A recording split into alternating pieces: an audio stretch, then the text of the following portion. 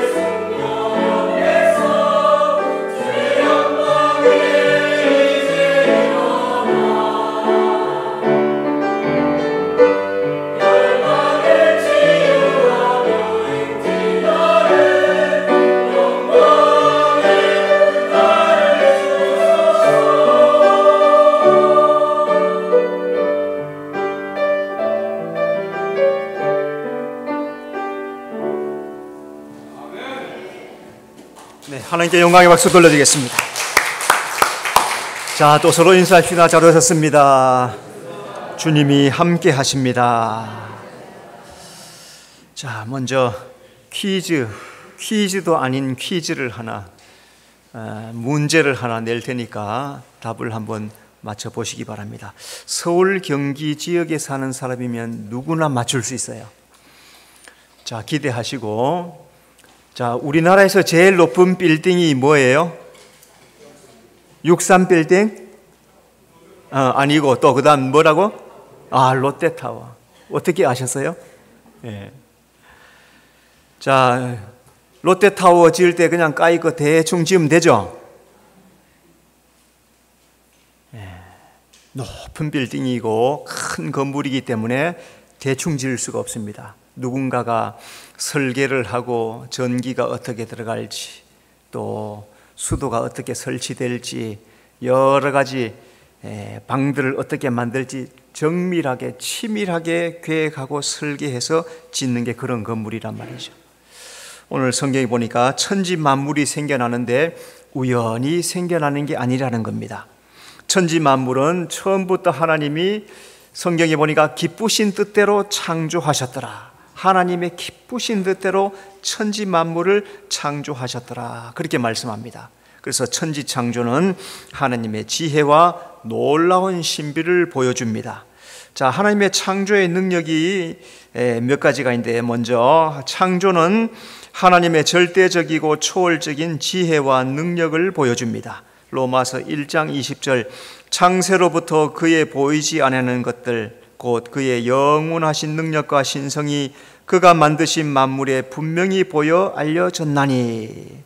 창조는 하나님의 창조의 능력, 초월적인 지혜, 하나님의 놀라운 능력을 보여준다는 거죠. 우리 교회 주변만 해도 나무들이 참 많이 있어요, 그죠? 밖에 보면 저 나무들 종류별로 여러 가지 크고 작은, 또 풀들만 해도 크고 작은 다양한 돌들만 해도 여러 가지 만물을 볼 때 창조가 놀라운 비밀이라는 거죠.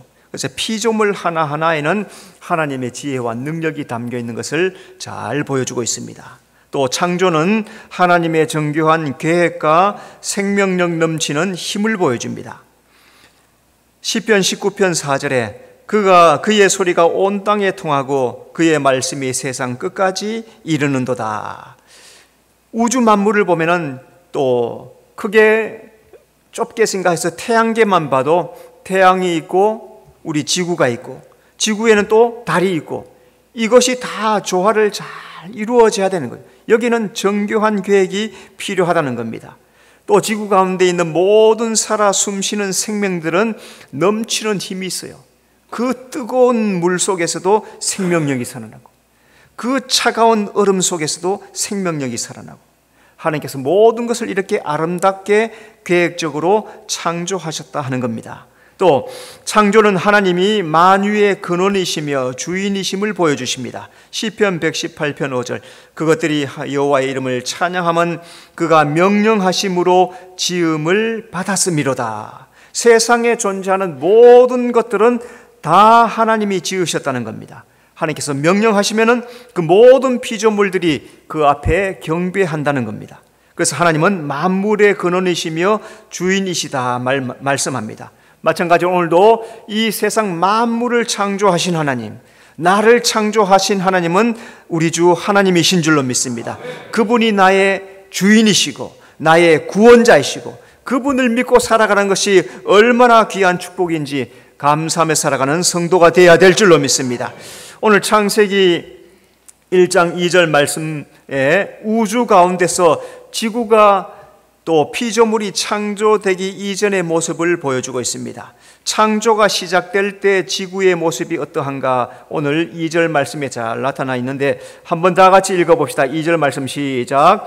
땅이 혼돈하고 공허하며 흑암이 깊음 위에 있고 하나님의 영은 수면에 운행하시니라. 자, 먼저 지구의 모습이 땅이 혼돈스러운 상태라는 거죠. 2절에 땅이 혼돈하고 그랬습니다. 자, 먼저 하나님은 지구에 관심을 집중하고 계십니다.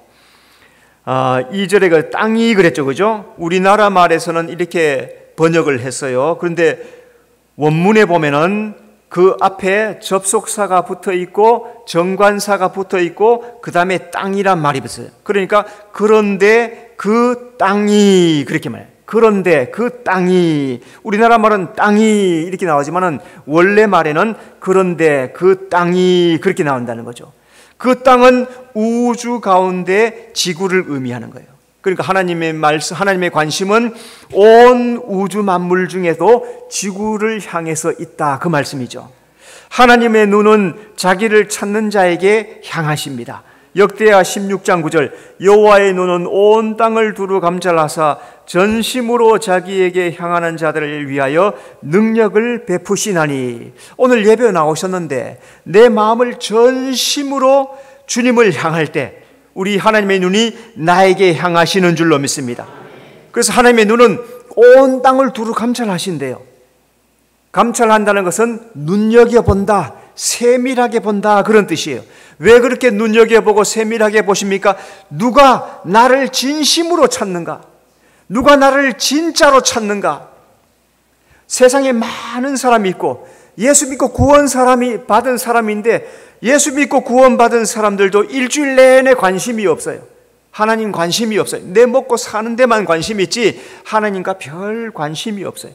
그런데 하나님은 자기에게 매일매일 관심을 가지고 시간 주님을 찾는 그 사람이 누굴까 찾으시고 찾으신다는 거예요. 왜? 능력을 베풀어 주시려고. 하나님의 눈은 이 땅에 하나님을 전심으로 찾는 자에게 찾는다는 사실을 여러분 잘 기억해서 매 순간순간마다 주님을 찾고 구하는 성도가 되시기를 바랍니다.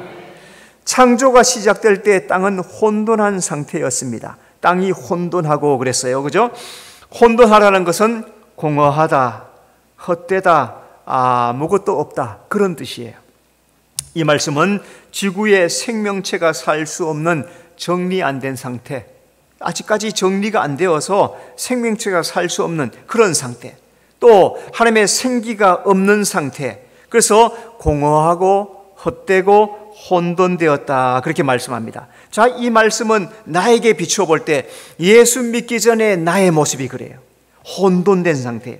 예레미야 애가 4장 14절, 그들이 거리에서 맹인같이 방황하느니라. 거리에서 맹인같이 방황하는 이유가 뭡니까? 자, 맹인은 앞을 보지 못해요. 거리에 가요. 얼마 전에 제가 서울에 나갔을 때 어떤 곳에 이렇게 앉아 있는데 어떤 분이, 이분이 그 근처에 사시는 분 같아요. 그러니까 이렇게 찍어서, 지팡이를 이렇게 찍어서 잡고 가시더라고. 머릿속으로 계산을 다 하는가 봐요. 여기서 몇 걸음, 오른쪽으로 또 몇 걸음, 그리고 좌우를 이렇게 만져요. 옆에 뭐가 있는가 하고 가는데, 제가 하도 이분이 자꾸 걸려서 어려워하시길래 제가 어디로 가세요? 슈퍼의 문 앞으로 가려고 해요. 그래서 그러면 이쪽으로 가십시오 하고 가르쳐줬더니 또 그쪽으로 가는데 가다가 또 차가 막히니까 또 거기서도 방향을 틀고 힘들어 하시더라고요. 이게 바로 이 모습 아닙니까? 거리에서 맹인이 방황하는 것처럼. 왜 그래요? 하나님이 내 속에 없으니까 방황하는 인생이 된다는 거예요. 내가 하나님을 만나기 전에 거리를 방황하는 맹인과 같다는 말이죠. 하나님을 모르니까 인생이 혼돈되고 방황한 거예요. 여러분, 하나님을 만나셨습니까? 오늘 이 자리에 나온 어떤 분은 만난 분이 계실 것이고, 그냥 어려서부터 교회 다녀서 하나님을 개인적으로 만난 적이 없는 사람도 있을 거란 말이에요. 누군가가 나에게 너 정말 예수 믿냐? 이렇게 물어본 적도 없고, 그냥 나는 교회를 다녔어. 모태로부터 다녔어. 그러니까 교인이야. 그러니까 나는 하나님을 믿어 라고 생각하는데 정말로 개인적으로 하나님을 만난 적은 없단 말이에요. 그러면 인생이 혼돈되고 방황하다는 거예요. 우리 성도는 하나님을 만나야 인생이 정화하게 될 줄로 믿습니다. 혼돈의 반대는 질서가 있는 상태입니다. 3절, 하나님이 이르시되 빛이 있으라 하시니 빛이 있었고, 하나님께서 가장 먼저 창조하신 것이 빛이에요. 혼돈하고 공하고 흑암이 깊이 있는데 빛을 딱 비추니까 어둠이 쫙 물러가고 모든 것이 다 드러났습니다. 하나님의 말씀이 임하는 곳에 질서가 생기는 거예요. 이 말씀은 예수 믿은 후에 나의 모습, 예수 믿기 전 빛이 임하는 것은 예수 믿은 후 나의 삶, 새로운 질서를 따라 살게 되는 나를 말하는 거죠. 고린도후서 5장 17절, 그런즉 누구든지 그리스도 안에 있으면 새로운 피조물이라. 이전 것은 지나갔으니 보라 새 것이 되었도다. 예수님을 만나야 새로운 피조물이 되는 거예요. 모태로부터 지금까지 신앙생활을 해온 사람은 반드시 예수님을 만나는 경험이 있어야 돼요.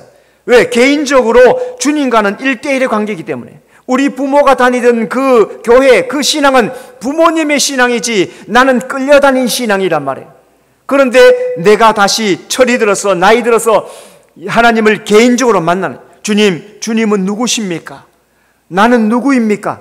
이 점검이 필요하단 말이에요. 이렇게 만나 보셔야 된단 말이죠. 이전에, 그러면은 예수님을 만나게 되면 이전의 혼돈은 다 지나가고 새롭게 되는 겁니다. 하나님의 생기가 나에게 새로운 피조물을 만들어줘서 내 속에 빛이 가득하게 되고, 예수 밖에 있던 옛것은 다 지나가고 예수 안에서 새것, 진리를 따라 살아가는 새 생명이 된다는 것, 여러분 잘 기억하셔서 예수님을 만나야 혼돈이 떠나가게 될 줄로 믿습니다. 두 번째, 땅이 적막하고 공허한 상태예요. 2절에 공허하며. 자, 창조가 시작될 때 땅은 공허한 상태였습니다. 공허하다는 것은 아무것도 갖춰지지 않은 적막한 상태. 이 말씀은 하나님 창조 전의 상태, 그래서 무가치하고 혼란한 상태, 하나님의 말씀이 없는 상태, 그래서 적막하고 무가치한 상태, 그런 상태가 공허하다 하는 거죠. 예수 믿기 전에 나의 상태가 공허한 상태였습니다. 에베소 2장 1절, 그는 허물과 죄로 죽었던, 아담 이후로 태어나는 모든 사람들은 아담의 죄로부터 유전되어서 허물과 죄로 죽은 상태로 태어난 거예요. 여러분, 우리가 아이들은 순수하고 깨끗하고 죄 없는 줄로 생각하는데, 아이가 태어날 때 손을 펴고 태어나요? 손을 꼭 잡고 태어나요? 남자들은 안 봐서 모르죠. 어쨌든 태어난 아기가 엄마 품에 싹 닦아서 안겨주면 손을 이렇게 꼭 잡고 있어요. 이게 뭔 뜻이에요? 내가 나가서 다 잡으리라. 어린데, 금방 났는데 내가 세상을 움켜쥐고 살 것이다, 이러고 태어난단 말이에요. 죄 아래 태어나는 거예요. 아이가, 어린아이란 것은 아이까지 착하다, 순수하다, 그런데 그 속에 여전히 죄가 있단 말이죠. 그게 나의 모습이란 말이죠. 허물과 죄로 죽었던 이유는 하나님과 상관이 없기 때문에 그래요. 내가 하나님을 알기 전에 허물과 죄로 죽은 죄인이에요. 하나님을 모르니까 인생이 무가치하고 공허한 거예요. 그래서 사람들이 허무하다, 공허하다 하는 이유는 하나님이 그 속에 없으니까. 우리 80 넘으신 권사님들 어떠세요? 요즘 공허하세요? 허무하세요? 빨리 대답해요. 공허해요? 허무해요? 내가 원한 답이 아닌데.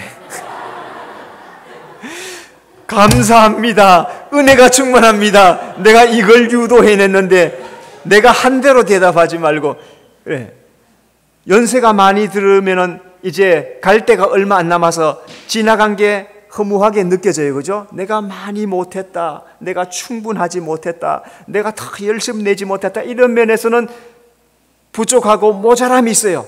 그런데 하나님 안에 있는 자는 허무함은 물리치고, 하나님 안에 있는 자는 공허함을 물리치고, 하나님 안에 있는 자는 소망을 가지고, 하나님에 있는 사람은 믿음을 가지고 사는 거예요. 이게 예수 믿는 상태란 말이죠. 공허의 반대는 정돈된 상태입니다. 4절, 하나님이 빛과 어둠을 나누사. 하나님이 빛을 창조하시고 빛과 어둠을 나누세요. 공허하고 적막한 곳에 빛이 비춰지니까 어둠이 싹 물러가고 정돈이 싹 되는 거예요. 하나님의 손길이 임하는 곳에 정리정돈이 시작되는 거예요. 예수 믿은 후에 나의 모습입니다. 정돈된 상태. 사도행전 9장 34절, 베드로가 이르되 애니야야, 예수 그리스도께서 너를 낫게 하시니 일어나 내 자리를 정돈하라. 중풍병으로 애니야가 누워 있어요. 베드로가 보니까 불쌍해서 말씀합니다. 예수님이 너를 낫게 하시니 자리를 정돈하고 일어나라. 그 말씀하니까 이 애니야가 중풍에서 벌떡 일어나서 깨끗하게 낫고 자리를 탁 정돈했다는 거죠. 예수님의 능력이 내 삶에 임하면은 내 인생이 새롭게 정리되게 될 줄로 믿습니다. 하나님의 참빛이 내 속에 들어오면은, 내 안에 하늘의 빛이 비춰지면은 땅의 어두운 것들은 다 물러가고 질서가 있고 정돈이 되고 깨끗하게 되는 줄로 믿사오니 주여 나를 정리하여 주시옵소서. 그렇게 구하여서 정돈된 삶을 살아가는 성도가 되시기를 바랍니다. 세 번째, 땅에 흑암이 깊은 상태입니다. 2절, 흑암이 깊음 위에 있고. 자, 창조가 시작될 때 땅에 흑암이 깊은 상태였어요.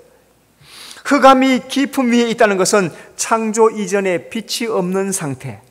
이 말씀은 하나님이 창조하기 전의 상태, 어둠으로 가득한 빛 없는 상태, 하나님이 없으니까 어둡고 흑암한 상태라는 거죠. 이것은 바로 예수 믿기 전에 나의 상태를 의미합니다. 흑암이 깊어요. 욥기 10장 22절, 땅은 어두워서 흑암 같고 죽음의 그늘이 져서. 예수 믿기 전에 내 마음의 밭에 어둠이 가득하고 죽음의 그늘이 가득히 내려와 있습니다. 그 속에는 슬픔과 괴로움과 고통만이 가득합니다. 하나님이 없으니까 즐거움이 없어요. 기쁨이 없어요. 흑암으로 가득합니다. 하나님이 없는 것에 누가 작용합니까? 사탄 마귀가 주인 노릇해. 나를 세상적으로 살게 만들고 내 인생을 엉망진창으로 만들고 나를 무너지게 만드는 게 사탄 마귀가 하는 일. 그런데 복음을 들고 예수 믿으니까 내 속에 성령께서 찾아오셔서 내 심령을 빛으로 환하게 비춰서 천국 인생으로 만들어주는 거예요. 오늘 우리 예수 믿는 사람은 천국 인생이 된 줄로 믿습니다. 흑암의 깊음의 반대는 빛나는 상태입니다. 잠언 13장 9절, 의인의 빛은 환하게 빛나고. 예수님의 십자가가 내 마음에 세워지면은 내 마음에 예수님의 십자가로 말미암아서 하늘의 빛이 환하게 비춰지는 거예요. 이 생명의, 이 십자가의 빛이 나에게 생명의 빛, 능력의 빛, 자유의 빛, 은혜의 빛으로 비춰지는 거예요. 그러니까 내 속에, 내 영혼 속에 은혜가 넘치게 되는 겁니다. 예수 믿은 이후의 나의 모습이에요. 이제는 어둠이 물러가고 빛 가운데 걸어가는 상태입니다. 요한 1서 1장 7절, 그가 빛 가운데 계신 것 같이 우리도 빛 가운데 행하면. 예수님이 생명의 빛입니다. 예수님께서 생명의 빛으로 오셨는데 그 예수님을 나의 구주로 영접하면 내 심령 가운데 생명의 빛이 비춰지게 되는 거예요. 예수님의 빛이 내 심령에 비춰지면 나는 생명의 빛 가운데로 걸어가게 되는 거예요. 오늘도 예수님께서 우리의 심령 속에 생명의 빛을 비춰줄 줄로 믿습니다. 예수님을 믿음으로 받아들일 때 그 빛이 내 영혼을 환하게 비춰주고 내 앞길의 빛을 환하게 비춰서 승리의 삶을 살게 될 줄로 믿습니다. 네 번째, 하나님의 영이 수면 위에 운행하는 상태입니다. 2절에 하나님의 영은 수면 위에 운행하시니라. 자, 창조 때 하나님의 영이 함께 사역했습니다. 하나님의 영은 삼위일체 하나님 가운데 삼위 하나님 성령을 말씀해요. 성령 하나님은 창조 사역 가운데서 운행하는 사역을 감당을 하십니다. 그래서 삼위일체 하나님은 창조 때부터 심판까지 합력하여서 이 모든 것을 이루시는 거예요. 하나님의 영이 요셉에게 역사를 했습니다. 창세기 41장 38절, 바로가 그의 신하들에게 이르되 이와 같이 하나님의 영에 감동된 사람을 우리가 어찌 찾을 수 있으리요. 바로 왕이 꿈을 꾸었습니다. 하루는 꿈을 꾸었는데 풍성하고 살찐 암소가 7마리가 잘 먹고 살다가 어느 곳에 저 아래 곳에서 빼빼 마르고 흉악하게 생긴 7 암소가 와서 7소를 다 잡아 먹어버렸습니다. 깜짝 놀라서 꿈에서 깨어났어요. 이게 뭔 꿈일까? 다시 자는데 꿈을 꾸었습니다. 풍성하게 잘 익은 이삭이 7이 자라났습니다. 그런데 앙상하게 마르고 다 떨어져 있는 낡은 이삭이 와서 이 7 이삭을 다 잡아 먹어버려요. 그래서 이 꿈이 뭘까? 아무리 바로의 신하들에게 물어봐도 알 수가 없어요. 요셉을 불러와서 이 꿈이 무엇인가 해석하라 했더니 성령께서 요셉에게 지혜를 주셔서 7소와 7 이삭은 7년을 의미합니다. 7년 풍년이 있을 것이고 또 7년 흉년이 있을 것입니다. 그러므로 이 7년 동안에 소출을 잘 굳어서 나라 곳곳에 창고를 거들고 지도자들을 주고 모든 창고를 만들어서 거기에서 7년 동안에 곡식을 쌓아서 흉년을 대비하고 그렇게 하면 되겠습니다. 성령의 감동으로 해석을 다 알게 해주는 거죠. 성령 하나님은 창조 때에도 지금도 역사하고 계십니다. 오늘 우리 가운데에도 역사해 주실 줄로 믿습니다. 그럼 우리는 날마다 성령의 도움을 받고 살아가면 하나님의 뜻이 무엇인지, 하나님께서 요구하는 것이 무엇인지 알면서 믿음의 삶에 승리하게 될 줄로 믿습니다.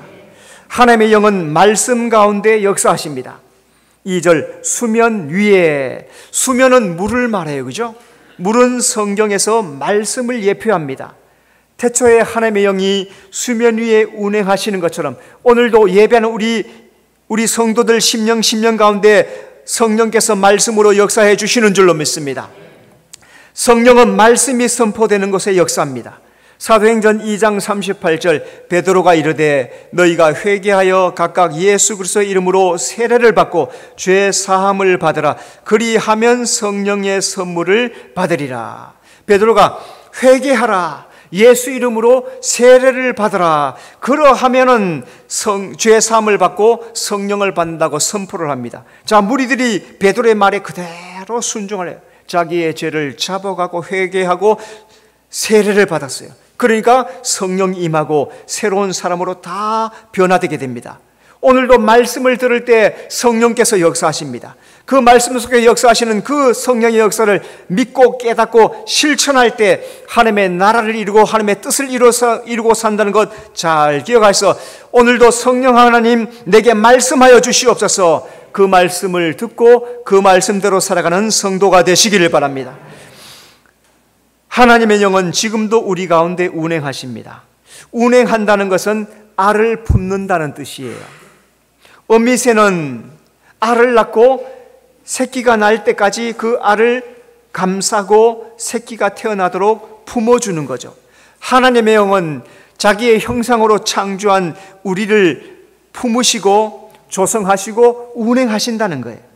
성령님은 우리가 새롭게 창조되기 위해서 오늘도 운행하고 계십니다. 창세기 1장 26절, 우리의 형상을 따라 우리의 모양대로 우리가 사람을 만들고, 그러니까 창세기에서 하나님의 표현을 원문 자체에서는 복수형으로 말해요. 그죠? 복수형으로. 우리가 우리의 형상을 따라서 우리의 모양으로. 그러니까 사람들은 하나님은 한 분이시다 하니까 숫자적인 하나를 생각하니까 이게 문제가 생기는 거죠. 하나님의 존재에 대한 것을 따질 때는 숫자로 말하는 것이 아니라 유일성을 말해요. 유일성. 삼위일체 하나님의 유일하신 하나님 되심, 그걸 하나님이라 하는 거죠. 그래서 하나님이 성부, 성자, 성령으로 계신데 그 하나님이 우리의 한 하나님이란 말씀이죠. 그 하나님께서 우리를 창조할 때 하나님의 형상을 따라서 하나님의 모양대로서 우리를 창조하셨다 말씀합니다. 이 말씀을 에스겔 1장에 가서 에스겔 8장에 가서 보면은 하나님의 모습이 나와요. 성경에서 하나님께서 하나님 자신의 모습을 기록을 해 놓으셨어요. 거기 찾아가서 보시면 하나님께서 어떻게 생겼는지 알고 있으죠. 어떻게 봅니까? 에스겔이 천상에 가서 보니까 보좌에 앉으신 분이 계시더라. 그 손을 내미시더라. 그러니까 보좌에 앉았다는 것은 사람의 모습을 가지고 손이 있다는, 우리와 같은 손을 가지고 계신다는, 그분이 하나님이시란 말이죠. 그래서 그 하나님께서 우리를 하나님의 모양대로 하나님의 형상대로 우리의 성품과 우리의 모습을 창조하셨다는, 그래서 사람의 모습으로 이 땅에 오신 이유가 바로 하나님 모습으로 창조되었기 때문에 그렇게 찾아오신다는 거예요. 성령께서는 오늘도 말씀을 뿌려서 믿는 자의 심령에 새로운 창조를 만들어 가십니다. 처음 창조되던 육신으로 창조되었던 옛사람에 속한 사람을 예수 믿음으로써 새로운 창조로 만드셔서 이제는 말씀으로 살 수 있도록, 믿음으로 살 수 있도록 매일매일 만들어 가신다는 거죠. 오늘도 말씀을 우리에게 주시는 것은 그 가운데서 운행하시는 성령의 능력으로, 또 성령의 은혜를 수용하는 그 사람에게 새로운 피조물로 지금도 만들어가고 계시는 줄로 믿습니다.